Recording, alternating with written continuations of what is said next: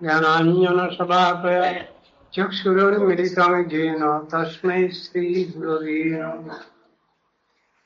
नमो महावदन्याय कृष्णप्रेमप्रदायते कृष्णाय कृष्णचैतन्य नाम्ने गौरतिसे नमः। हे कृष्ण करुणा सिन्धो दीनबन्धो जगत्पते गोपेश गोपिका कान्तो राधाकान्तो नमस्ते। तप्त कंचन गौरंगी राधे वृंदावनेश्वरी वृषभानुसुते देवी प्रणमामि हरिप्रिये। वृंदायै तुलसीदेव्यै प्रियायै केशवस्य च कृष्ण भक्ति प्रदे देवी शुद्धवद्यै नमो नमः। नारायणं नमस्कृत्य नरं चैव नरोत्तमं देवीं सरस्वतीं व्यासं ततो जयमुदीरये। तमादिदेवं करुणानिदानं तमालवर्णं सुहितावतारम् अपार संसार समुद्रसेतुं भजामहे भागवतस्वरूपम्। वञ्चाकल्पतरुभ्यश्च कृपा सिन्धुभ्येव च पतितानां पावनेभ्यो वैष्णवेभ्यो नमो नमः। श्री कृष्ण चैतन्य प्रभु नित्यानंद श्री अद्वैत गदाधर शिवसदि गौर भक्त वृंद। हरे कृष्ण कृष्ण कृष्ण हरे हरे हरे राम राम राम हरे हरे।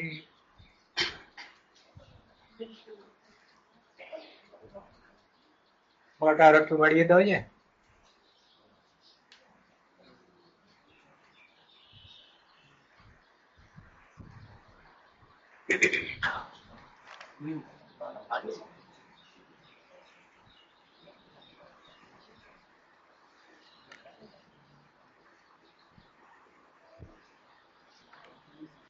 দশম স্কন্ধ প্রথম অধ্যায়। আমরা কাল পরীক্ষিত মহারাজ যে প্রশ্নগুলো করেছেন তারই উত্তর আলোচনা আরম্ভ করেছি। প্রথমেই বলছেন, আপনি যে প্রশ্ন করেছেন তাতে মনে হচ্ছে যে আপনার বুদ্ধি সম্পূর্ণরূপে ভগবানে স্থির হয়েছে। তা না হলে আপনি এইরকম প্রশ্ন করতে পারেন না। আর এইরূপ প্রশ্ন করার জন্য আপনার প্রশ্নের প্রশংসা করছি আর আপনারও প্রশংসা করছি। বাসুদেব কথা প্রশ্ন পুরুষাং স্ত্রীং পুনাতি বক্তারং প্রচ্ছকং শ্রোত্রিং স্তপাদ শৈলং যথা। ভগবানের কথা কেমন উপাদেয় সে বিষয়ে একটা উদাহরণ দিচ্ছেন সুখদেব। বিষ্ণু পাদোদ্ভূত গঙ্গা অথবা শ্রী বিষ্ণু চরণোদক যেমন ঊর্ধ্ব মধ্য অধ লোকসমূহকে অর্থাৎ ত্রিভুবনকে পবিত্র করেন, তদ্রূপ শ্রী ভগবান বাসুদেবের চরিত লীলা কথা বিষয়ক প্রশ্ন বক্তা, প্রশ্নকর্তা এবং শ্রোতা এই তিন রকম ব্যক্তিকেই পবিত্র করেন, এতে কোনো সংশয় নাই। ভগবানের কথা যদি আলোচনা করা যায়, যিনি আলোচনা করবেন তার কল্যাণ মঙ্গল, প্রশ্ন যারা করবেন তাদের কল্যাণ মঙ্গল, আর যারা শ্রোতা তাদেরও আত্মকল্যাণ। ভূমিদৃত্ত নৈপব্যাজ দৈত্যানিক শতাযুতৈ আক্রান্তা ভূরিভারেণ ব্রহ্মাণং শরণং যজু। এখন ইতিবৃত্ত আরম্ভ হচ্ছে।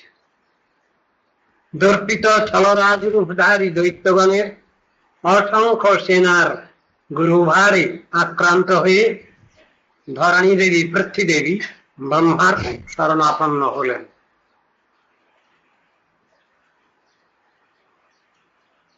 গৌর ভূত্বা শ্রোতি খিন্না ক্রন্দন্তি করুণং বিভো উপস্থিতান্তিকে তস্मै ব্যসনং সমবোচত।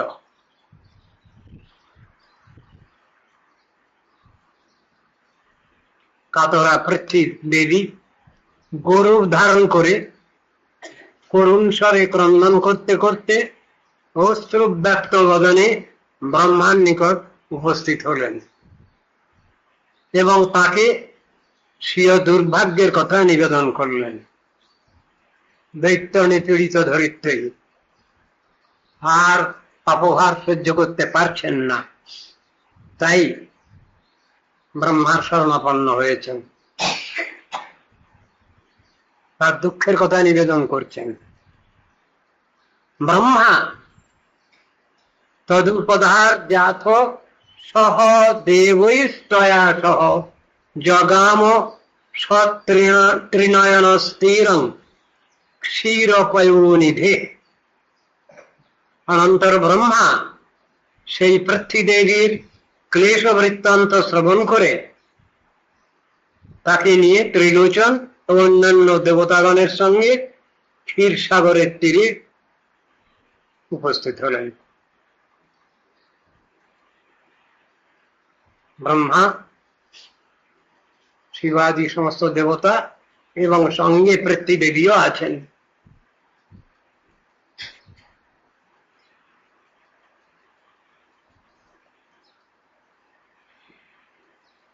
ক্ষীরোদশাই বিষ্ণুর কাছে হাজির হলেন। দেবতাগণের ওই পর্যন্তই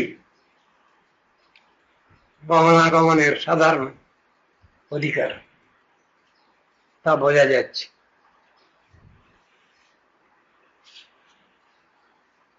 অন্যত্র আমরা পাই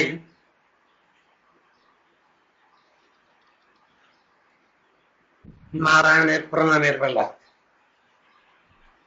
শান্তাকারং ভুজগশয়নম পদ্মনাভং সুরেশম বিশ্বধারং গগন সদৃশম মেঘবর্ণম শুভাঙ্গম লক্ষ্মীকান্তং কমলনয়নম যোগীভীর ধ্যানগম্যম বন্দে বিষ্ণু ভবভয়হরম সর্বলোকৈকনাথম। এ কথা এই স্তব করছেন তারা ওই ক্ষীর সমুদ্রের তীরে গিয়েই করছেন।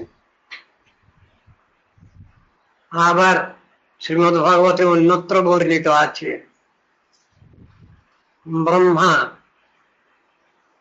গিয়ে জানাচ্ছেন পৃথ্বী দেবীর অসুবিধার কথা। শুধু পৃথ্বী দেবীরই অসুবিধা হচ্ছিল, অনেকেরই অসুবিধা হচ্ছিল, সেই জন্যে ব্রহ্মাজি জানাতে বাধ্য হয়েছে।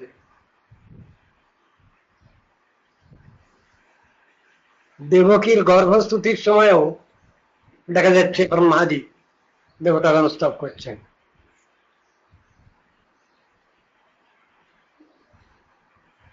ব্রহ্মাজি বিভিন্ন জায়গায় বিভিন্ন রকম ধরনের স্তব করেছেন, যখন যেখানে যেমন দরকার হয়েছে। পাণ্ডব গীতা বলে যেটা প্রসিদ্ধ,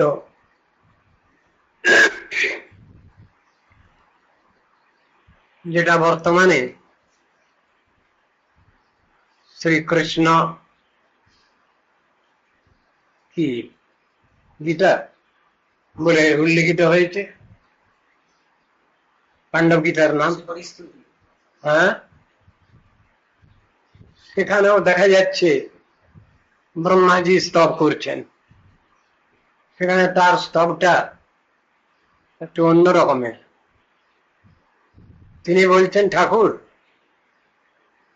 তোমাকে ভুলে যাচ্ছি, আমরা ব্রহ্মা শিবাদি দেবতা সবাই তোমাকে ভুলে যাচ্ছে। এখন ইচ্ছা আমাদের আমরা আর এই সংসারে আর বাস করবো না, জন্ম মৃত্যু মরার মধ্যে যেন আমরা না পড়ি। পরমায়ু তো অনেক দিয়েছ আমাদের, সে পরমায়ু দরকার নেই আমাদের, স্বল্প পরমায়ু ভালো।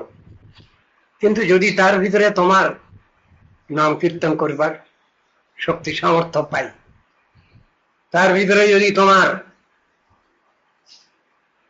সাধন ভজন করতে সুযোগ পাই,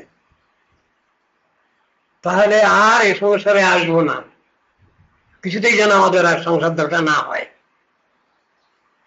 মাতৃগর্ভে যেন আর প্রবেশ করতে না হয়, এমন স্টপ করে ফেলেছেন। মাতু পয় ধরনের সঙ্গে নপুন পিবন্তি, যারা ওইভাবে সেবা করবেন, সাধন ভজন করবেন, তাদের তার কিছু দরকার নেই। বিভিন্ন জায়গায় ব্রহ্মাজি সকলের প্রয়োজন অনুসারে বক্তব্য রেখেছেন, তাদেরও দৈন্য কম নয়, যথেষ্ট দৈন্য আছে। এখানে পৃথ্বীদেবীর কষ্ট দেখে ব্যবস্থা নিতে হচ্ছে ব্রহ্মাকে, তাই বলছেন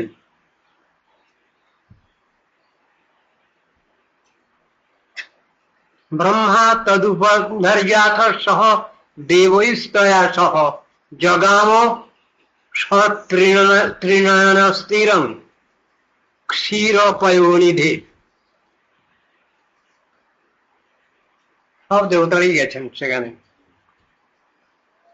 ক্ষীর সমুদ্রের তীরে।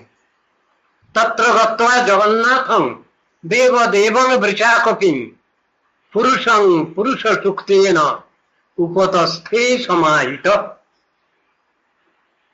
তারা সেই স্থানে উপস্থিত হয়ে অচঞ্চল চিত্তে, মানে খুব ধীর চিত্তে, বাঞ্ছা কল্পতরু বিঘ্ন বিনাশন শিরদোষায়ী পুরুষাবতার জগন্নাথকে পুরুষ সূক্ত দ্বারা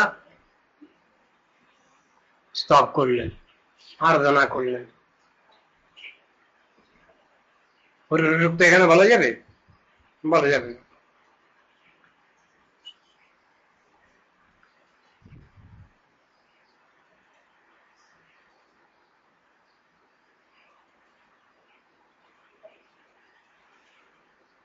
ভগবানকে কি স্তব করতেই হয়?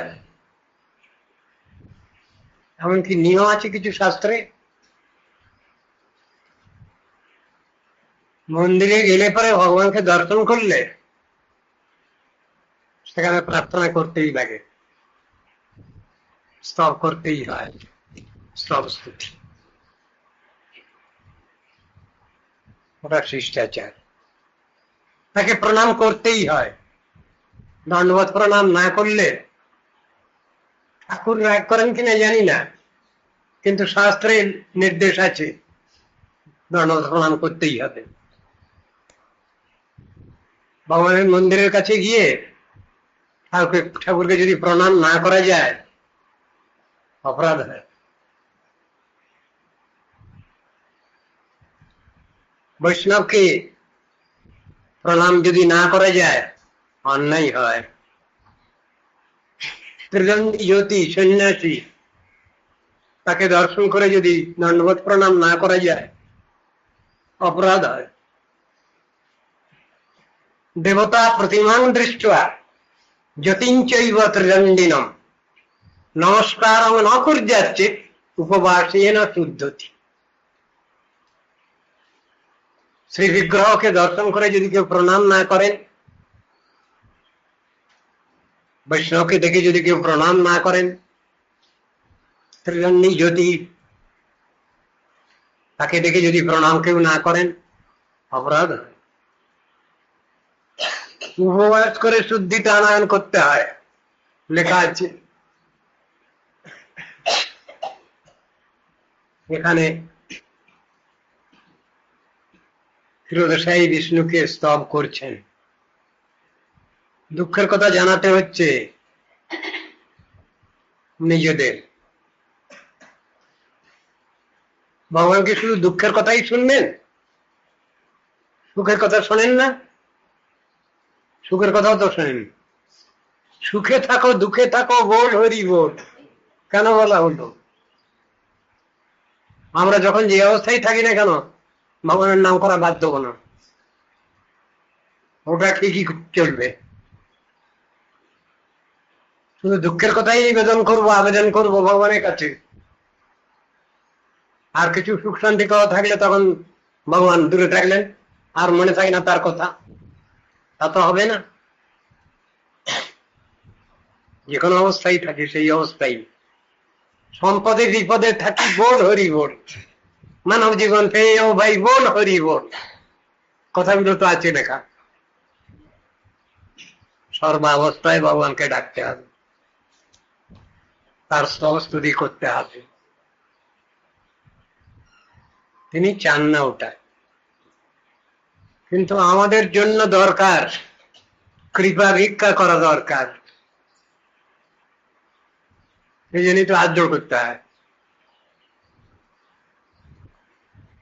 গিরম সমাধৌ গগনে সমীরিতং নিষেম্য বেদা স্ত্রীদশানুবাচঃ গাং পৌরুষিং মে শৃণুতাম অমরাঃ পুনঃ রিধীয়তাম আশু তথৈব মা চিরম।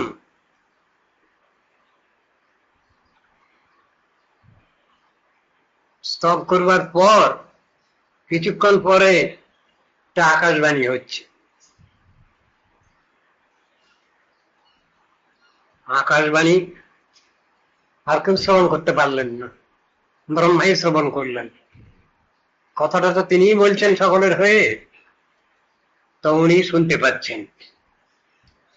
আকাশবাণী শ্রবণ করে ব্রহ্মা দেবতাগণকে সম্বোধন করে বলছেন, হে অমরবৃন্দ, হে দেবতাবৃন্দ, তোমরা আমার নিকট থেকে ক্ষীরোদশায়ী মহাপুরুষের বাণী শ্রবণ করো, অনতি বিলম্বেই তদনুষ্ঠানে যত্নবান হও। এই কথাটা জানিয়ে দিচ্ছেন। পুরৈব পুংসা ভবধৃত ধরা জড় ভবদ্ভিরংশৈর যদুযূপ জন্যতাম স যাবদুর্যা ভরণীশ্বরেশ্বর সকাল শক্তিয়া ক্ষপয়শ্চরিদুভি। আমাদের ভগবানের কাছে নিবেদন করবার পূর্বেই ভগবান ধরনের পৃথিবীর দুঃখ সব জানতে পেরেছেন।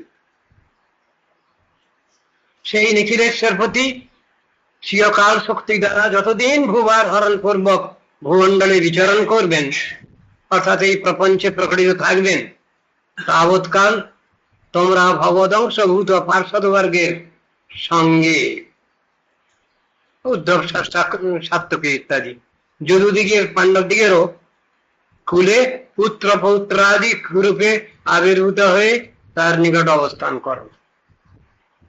দেবতাগণের প্রতি নির্দেশ দিচ্ছেন ব্রহ্মা, কিন্তু মূল নির্দেশটা সেই বিষ্ণুর কাছ থেকে আসছে, সেই কথাটা জানিয়ে দিচ্ছেন ব্রহ্মা। দেবতাগণই আগে যাচ্ছেন, রাজাদিরাজ যাবেন, তার জন্য তো আগেই প্রস্তুতি পর্ব দরকার, সেই জন্য এদের পাঠাচ্ছেন, তোমরা গিয়ে ওখানে সব জন্মগ্রহণ করো।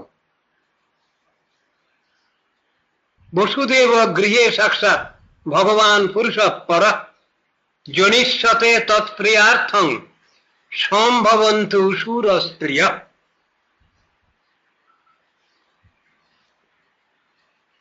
কি কি করতে হবে সব নির্দেশগুলো দিয়ে যাচ্ছেন। প্রকট সর্বৈশ্বর্য যুক্ত পুরুষোত্তম ভগবান শ্রী বাসুদেব বসুদেব গৃহে স্বয়ংই আবির্ভূত হবেন। দেবপত্নীগণ তত্ত্বশনার্থ ব্রজে অবতীর্ণ হন। দেবতাগণ যান আর দেবীগণও যান সকলে।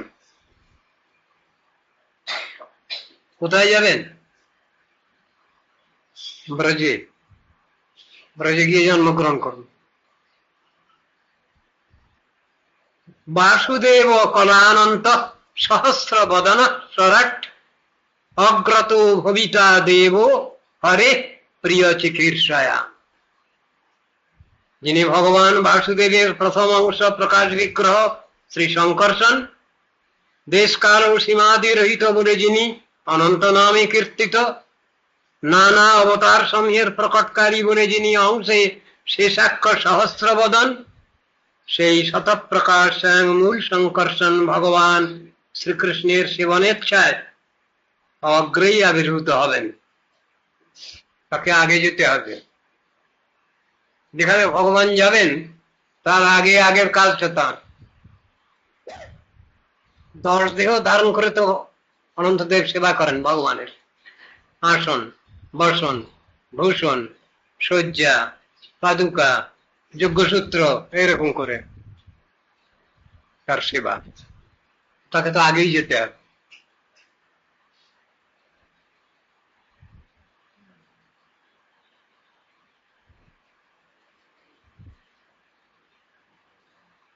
বিষ্ণুর মায়া ভগবতী জয়া সংমোহিতম জগৎ আদিষ্টা প্রভুনাংশেন কার্যার্থে সম্ভবিষ্যতি।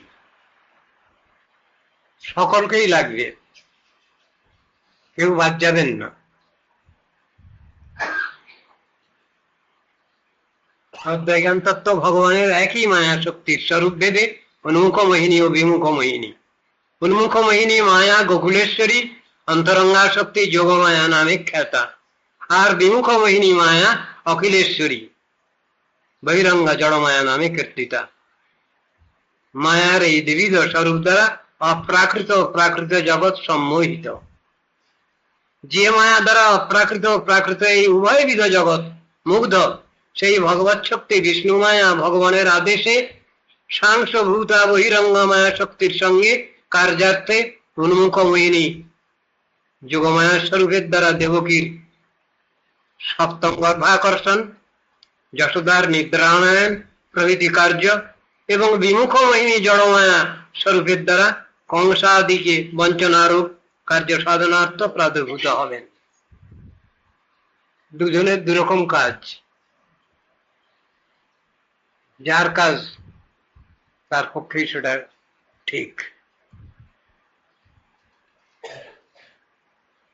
যোগমায়ার যে কাজ মহামায়ার সে কাজ নয়, আবার মহামায়ার যে কাজ যোগমায়ার সে কাজ নয়।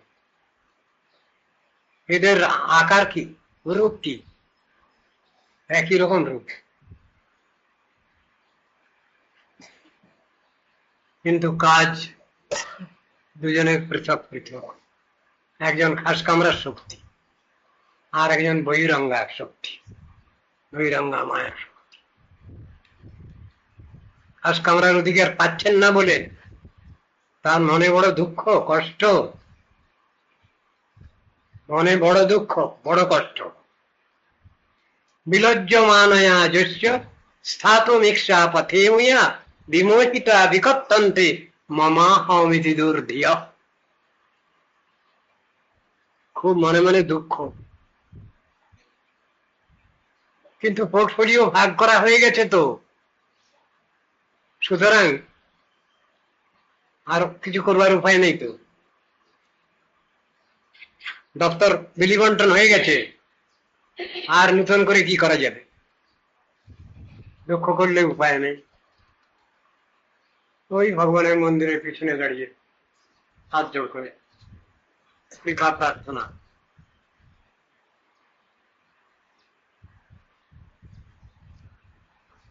যার কাজ তার সাজে, অন্য লোকের লাঠি বাজে। কথা আছে একটা, সকলের দ্বারা সব কাজ হবে না তো।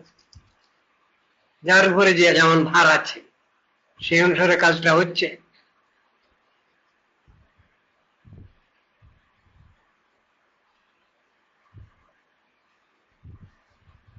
শ্রী শুক উবাচ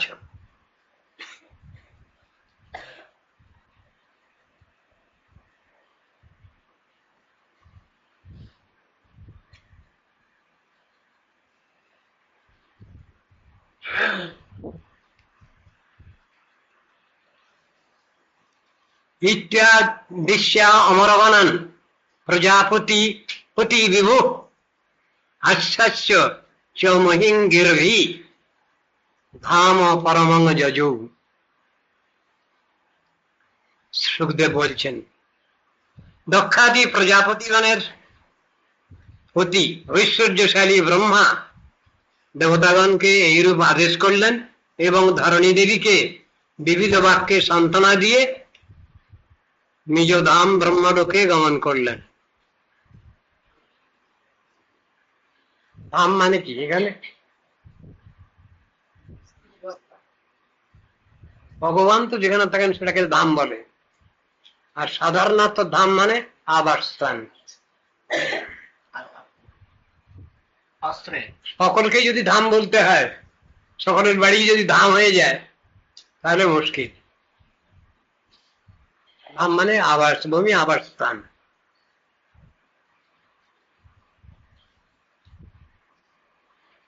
ভগবানের আবির্ভাব স্থান, জন্মস্থান, তাকে ধাম বলে। আর অনেক বাড়ির গায়ে লেখা আছে অমুক ধাম তমুক ধাম, নাম দিয়ে দিয়ে তার বাসভূমি বা আবাসস্থান, আবাস গৃহ, এই অর্থ হবে।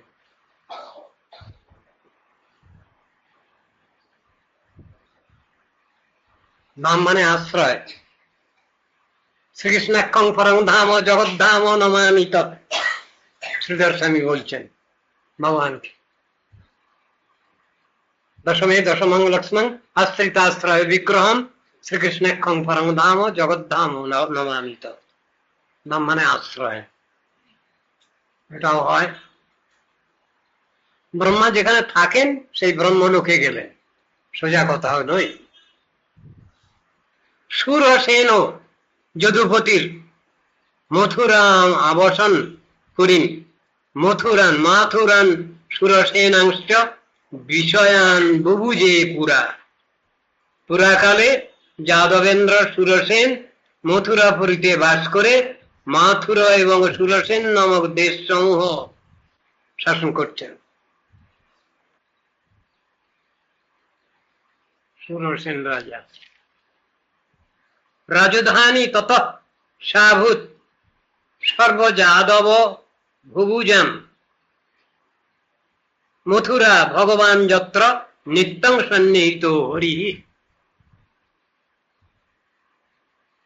ভগবান সবসময় সব জায়গায় থাকেন না, আবার শাস্ত্রীয় যুক্তিতে তিনি না আছেন কোথায়? প্রহ্লাদের যে দর্শন, তিনি সর্বত্র বিরাজিত। তার ভক্ত যে কথাটা বলেছে, তার ভক্তের যে দর্শন, এটা ভুল নয়। এটা প্রমাণ করবার জন্যই তিনি স্তম্ভ ভেদ করে বেরিয়ে এলেন, ভক্তের সম্মান রাখবার জন্য। হ্যাঁ, আমার ভক্ত মিথ্যা কথা বলে না, তার জড় দর্শন নয়, বাস্তব দর্শন। এটা প্রমাণ করবার জন্য নৃসিংহদেব স্তম্ভ ভেদ করে বেরিয়ে এলেন। আবার ভগবান সব সময় কোথায় থাকতে ভালোবাসেন, এ আর একটা প্রশ্ন। যেদিনও গৃহে ভজন দেখি গৃহেতে গোলক ভাই, বলছেন ভক্তিবিনোদ ঠাকুর। গৃহেতে যেদিন সুষ্ঠুভাবে সাধন ভজন আরম্ভ হয়, সেই দিন ঘরটাই তখন গোলক হয়। গোলক যদি নাও বলি, তাহলে বৈকুণ্ঠ বলতে তো এসেই কোনো আপত্তি নেই। ভগবান আরাধিত হচ্ছেন সব সময়, অস্বীকার করা যাবে না। ভগবানের যেখানে অবস্থান, মানতেই হবে সেটা। তাই ভগবানের আবির্ভাব স্থান বিশেষ করে ধাম নামে পরিচিত। আর তীর্থ কাকে বলি? যেখানে গেলে কিছু পুণ্যি টুন্যি করা যায়, সেই রকম ধরনের লিস্ট আছে, সবগুলো একসঙ্গে ভরে দেওয়া আছে। ধাম আর তীর্থ, অযোধ্যা মথুরা মায়া কাশী কাঞ্চি অবন্তিকা পুরী দ্বারাবতী চৈব সপ্তৈতে মোক্ষদায়িকা। পুরী দ্বারাবতী এক কথা। পুরী মানে আবার জগন্নাথ পুরী নয়, এখানে পুরী দ্বারাবতী। হিসাব করুন, অযোধ্যা, মথুরা, মায়া, কাশী, কাঞ্চি, অবন্তিকা, পুরী, দ্বারাবতী, এই 7 সব মিশিয়ে বলা হলো। তার ভিতরে আবার কেউ কেউ বেছে নিয়েছেন, 7-এর মধ্যে 4 বেছে নিয়েছেন।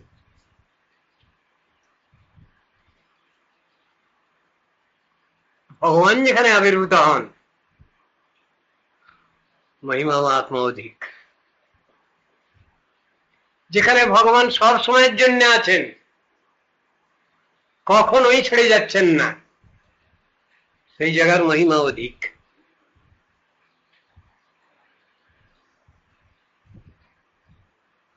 সেই জন্যই এখানে শ্লোকের মধ্যে এসেছে, কি বলছেন?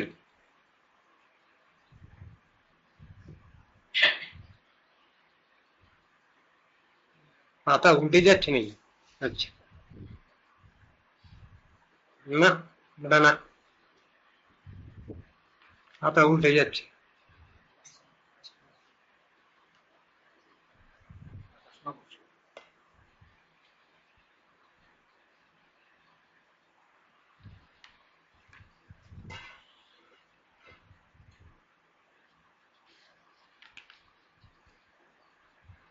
সুরসিংহাসনস্য বিষয় বহুজিপুরা হয়ে গেছে না, মানে পাতা টাতা উল্টে গেছে। এটা হয়ে গেছে, এখানে আসবে। রাজধানী ততশ্চাভূত সর্বযাদব বহুজন মথুরা ভগবান যত্র নিঃসং সন্নিহিত হরি। যেখানে ভগবানের নিত্য অধিষ্ঠান, সেই মথুরাপুরী, এই কথা বলা হচ্ছে। ভগবান যেখানে আবির্ভূত হন সেটা তো নিশ্চয়ই তার ধাম। আবার যেখানে নাম কীর্তন হয় সেই জায়গাটা কি? তাকেও তো বলা হচ্ছে, কি বলা হচ্ছে?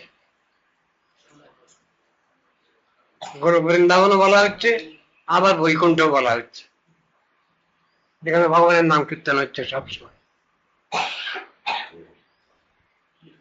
তাকে বলছেন,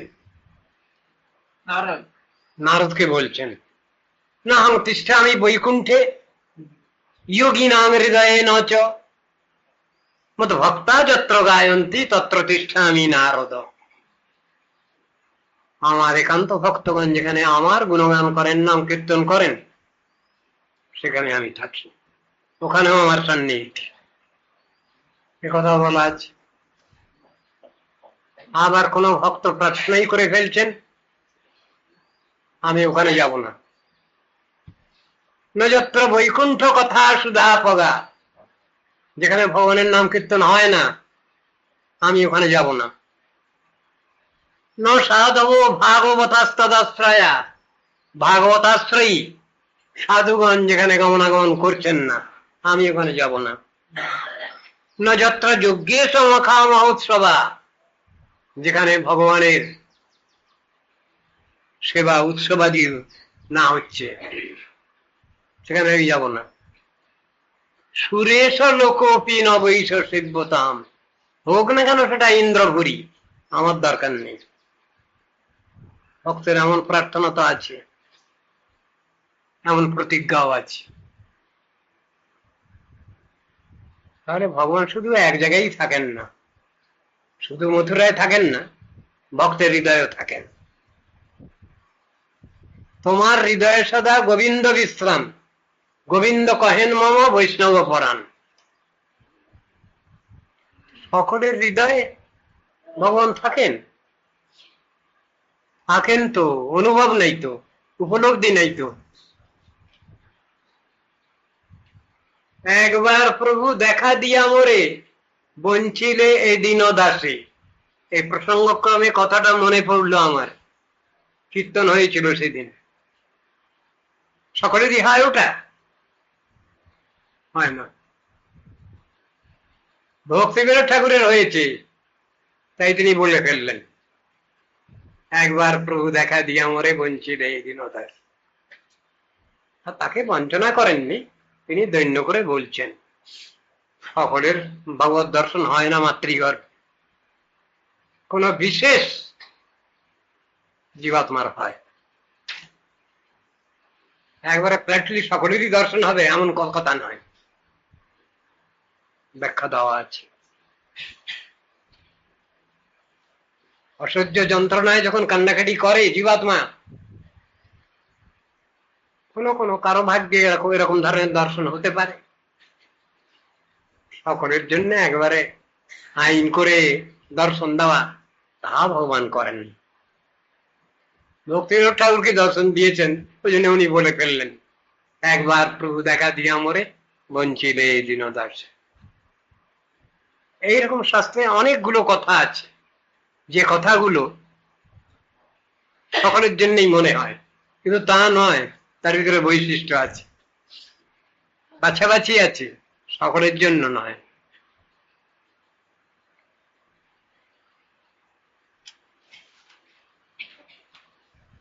তস্যান্তু করেছি ছৌরি বসুদেব কৃতোদ্বহ দেবক্যা সূর্যয়া সার্ধং প্রয়াণে রথমারুহৎ। একদা সুরবংশীয় বসুদেব সেই মথুরা নগরে বিবাহ করে নবপরিণীতা ভার্যা দেবকীর সঙ্গে স্বগৃহে গমনার্থ রথে আরোহণ করলেন। উগ্রসেন সুত কংস সু প্রিয় চিকিৎসয়া রশ্মিন হয়ানাং জগ্রাহ রোকুময়ী রথশতৈবৃত।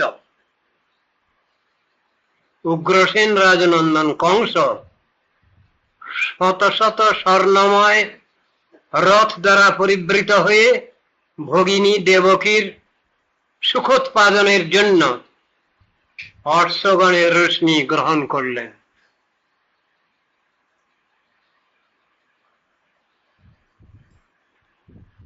শঙ্খ তুর্য মৃদঙ্গাশ্চ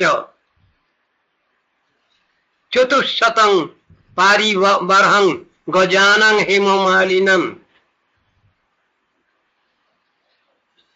অশ্বানাম অযুতং সার্ধং রথানাঞ্চ ত্রিষটশতম দাসীনাং সুকুমারিনাং দেশতে সমলঙ্কৃতে দুহিত্রে দেবক প্রাদাত জানে দুহিত্রী বৎসল। দেবকীর পিতা দেবক কন্যাকে অত্যন্ত ভালোবাসতেন। তিনি জামাতা ও কন্যার গৃহগমনকালে কন্যাকে সুবর্ণমালায় বিভূষিত 400 হস্তি দান করছেন। 10 সহস্র অশ্ব, 1800 রথ, 18,000 রথ না 1800 রথ এবং তৎসহ বিবিধ অলঙ্কারে সমলঙ্কৃত 200 নবযৌবনা দাসী যৌতুক স্বরূপ প্রদান করলেন। শঙ্খ তুর্য মৃদঙ্গাশ্চ নেদুর্দুন্ধুভয় সমম প্রয়াণ প্রক্রমে তাবৎ বরবদ্ধ সুমঙ্গলম। হে বৎস পরীক্ষিত, পরীক্ষিতকে বলছেন তো সুখদেব গোস্বামী, বরবধূর যাত্রা প্রারম্ভে শঙ্খ তুর্য মৃদঙ্গ দুন্দুবি সকলের যুগপৎ মঙ্গলধ্বনি আরম্ভ হল। পথিক প্রগ্রহীনং কংসম আভাস্যাহ শরীরবাক অশরীরিবাক হস্যাস্তাম অষ্টমো গর্ভ হন্তা জং বহসি বুধা। কংস অশ্বরজ্জু গ্রহণ করে যখন রথ চালনা করছিল, এমন সময়ে পথিমধ্যে দৈববাণী তাকে সম্বোধন করে বললেন, খুব খারাপ কথা, রে মূর্খ, তুই যাকে বহন করছিস তার অষ্টম গর্ভ তোর প্রাণ সংহার করবে। হয়ে গেছে, সব স্নেহ মমতা সব চুলো হয়ে গেল। ইত্যুক্ত সখল পাপ ভোজানাঙ্কুল পাংশন ভগিনী হন্তু আরব্ধং খড়গ পানি কচে গ্রহিত। ভোজকুল কলঙ্ক সেই পাপাত্মা ক্রূরমতি কংস এই দৈববাণী শ্রবণ করা মাত্রই ভগিনী দেবকীকে বিনাশ করতে উদ্যত হল। খড়গ উত্তোলন পূর্বক দেবকীর কেশবন্ধ ধারণ করল, চুলের মুঠি ধরেছে, এখনই তোকে মেরে ফেলব। তং যুগুপ্সিত কর্মাণং নৃশংসং নিরপত্রপন বসুদেব মহাভাগ উবাচ পরিশান্তয়ন। তখন মহাত্মা বসুদেব সেই স্ত্রী হনন রূপ নিন্দিত কর্মে উদ্যত নির্লজ্জ ক্রূর কংসকে সান্ত্বনা করে বলতে লাগলেন,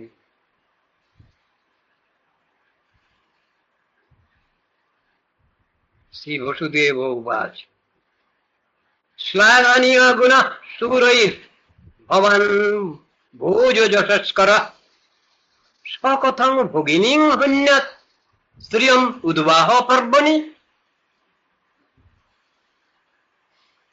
একটুও রাগ করেননি বসুদেব, ভীষণ মাথা ঠান্ডা লোক।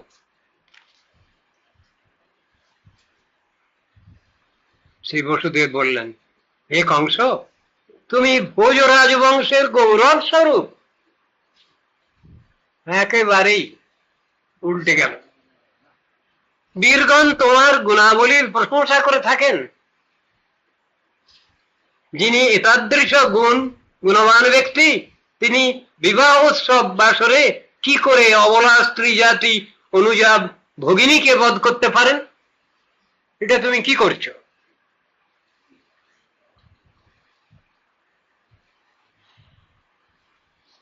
মৃত্যুর জন্মবতাং বীর দেহেন সহজায়তে উদ্ভবদ স্বতন্ত্রে বা মৃত্যুর বৈ প্রাণিনাং ধ্রুব। যদি বলো তুমি মৃত্যুর ভয়ে ভগ্নিবধে প্রবৃত্ত হয়েছ, তথাপি সেটা তো যুক্তিযুক্ত কথা নয়।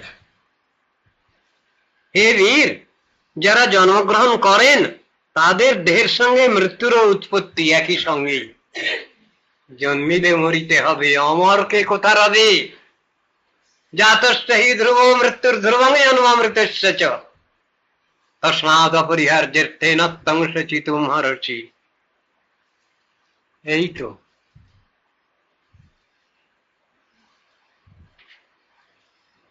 বৌদ্ধই হোক অথবা শতবর্ষর পরেই হোক, দেহধারীর মৃত্যু অবধারিত, এটা কখনোই অন্যথা হওয়ার নয়। আজিবা শতেক বর্ষে অবশ্য মরণ, নিশ্চিন্ত না থাকো ভাই, যত শীঘ্র পারো ভজ শ্রীকৃষ্ণ চরণ, জীবনের ঠিক নাই। এই চিন্তা যদি থাকে মানুষের, তাহলে ওই ঈর্ষা হিংসা মাৎসর্য থাকবে না, সরে যাবে। যার ভিতরে এই চিন্তা আছে।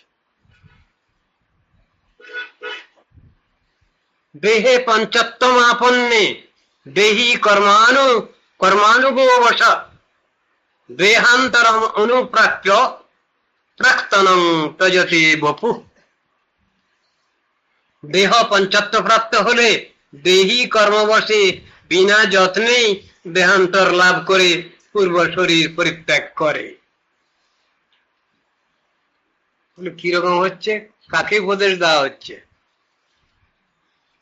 ভালো ভালো কথাগুলো তো বলছেন বসুদেব, কাকে বলছেন? যে খড়গ তুলে এখনই মেরে ফেলবে সেই লোকটাকে। শুনবে সে? শোনে? যাই হোক, সিচুয়েশন ম্যানেজ করতে হবে তো, সেই জন্য কথাটা বলতে হচ্ছে। হিতবোধের একটা শ্লোক আছে এরকম, সেই এক শশক আর সিংহ